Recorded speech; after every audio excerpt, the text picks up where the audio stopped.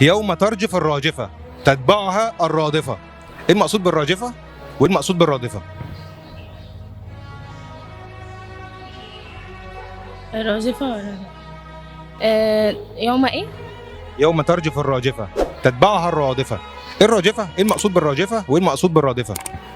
سهلة. مثلا طلوع الشمس من المشرق. دي علامات الساعة. دي العلامات، هي حاجة يوم اللي هيحصل فيه يعني. آه، ايه قول تاني؟ يوم ترجف الراجفة. ايه المقصود بالراجفة؟ ما انت طب قولي بداية الآية او كده. هي حاجة ليها علاقة بيوم القيامة.